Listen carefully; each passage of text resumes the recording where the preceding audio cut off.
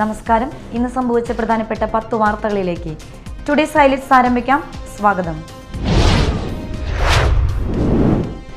ചാമക്കാലയിൽ സൈക്കിളിൽ പോയിരുന്ന വ്യാപാരിയെ ബൈക്കിടിച്ച് വീഴ്ത്തി മാല കവരാൻ ശ്രമം. ചന്ദ്രാപിന്നിയിൽ ഫ്രണ്ട്സ് ഫാബ്രിക്സ് നടത്തുന്ന കൂരിക്കുഴി കണക്കാട്ടിവിട്ടിൽ 73 വയസ്സുള്ള ശശിധരന്റെ മാലയാണ് പൊട്ടിച്ചെടുക്കാൻ ശ്രമിച്ചത്. തന്നെ ആക്രമിച്ചുവെന്ന കേന്ദ്രമന്ത്രി സുരേഷ് ഗോപിയുടെ പരാതിയിൽ മാധ്യമപ്രവർത്തകർക്കെതിരെ കേസെടുത്ത് police. Suresh Gopi city police കമ്മീഷണർക്ക് അയച്ച പരാതിയിലാണ് ഈസ്റ്റ് പോലീസ് കേസ് രജിസ്റ്റർ ചെയ്തത്. ഇരിങ്ങാലക്കുട നഗരസഭയുടെ ശുചിത്വ മിഷൻ അംബാസിഡർ പദവി രാജിവെച്ച് ഇടവേള ബാബു. ഇടവേള ബാബുവിനെതിരായി ജൂനിയർ ആർട്ടിസ്റ്റിന്റെ പരാതി വന്ന പശ്ചാത്തലത്തിൽ പദവിയിൽ നിന്ന് നീക്കണമെന്ന് പരാതി വന്നിരുന്നു. സ്കൂൾ കായികമേളയുടെ ഭാഗമായി കൊടുങ്ങല്ലൂരിൽ നടത്താനിരുന്ന റവന്യൂ ജില്ലാ റോളർ സ്കേറ്റിംഗ് മത്സരാർത്ഥികളുടെ പ്രതിഷേധത്തെ തുടർന്ന് തടസ്സപ്പെട്ടു.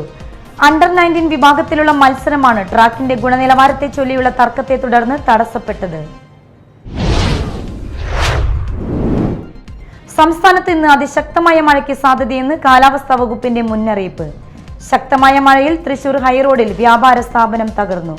CC brothers stationery and wholesales merchants എന്ന സ്ഥാപനമാണ് തകർന്നത്. ആർക്കും പരിക്കില്ല. അതിരപ്പിള്ളിയിൽ കാട്ടാനക്കൂട്ടം കൃഷി നശിപ്പിച്ചു.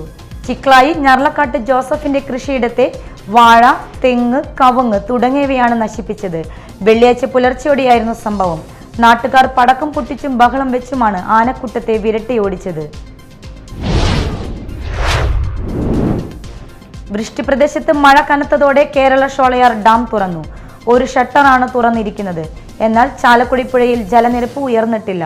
പുഴയോരവാസികൾക്ക് ജാഗ്രതാ നിർദ്ദേശം നൽകിയിട്ടുണ്ട്.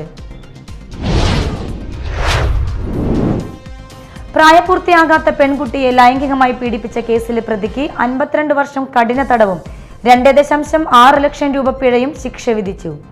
അഴീക്കോട് മേനാൻ ബസാർ ചേരക്കര വീട്ടിൽ ബിനുവിനാണ് ശിക്ഷ വിധിച്ചത്.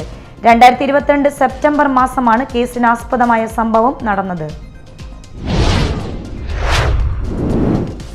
ചാലക്കുടി കൊന്നക്കുഴിയിൽ വീടിനുള്ളിലെ ഗ്യാസ് സിലിണ്ടറിൽ നിന്നും പൊള്ളലേറ്റ് യുവാവിന് പരിക്കേറ്റു. അതേസമയം അപകടം ഉണ്ടാകാനിടയായ സാഹചര്യം വ്യക്തമല്ല.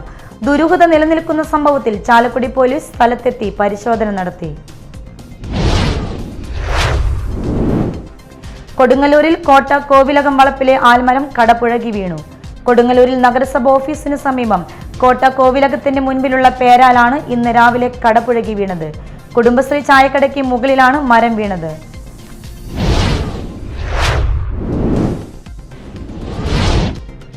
ഹൈലൈറ്റ്സ് വാർത്തകളുടെ വിശദമായ റിപ്പോർട്ട് അടുത്ത ന്യൂസ് റൗണ്ടപ്പിൽ കാണാം. ടുഡേസ് ഹൈലൈറ്റ്സോടെ സമാപിക്കുന്നു. നമസ്കാരം.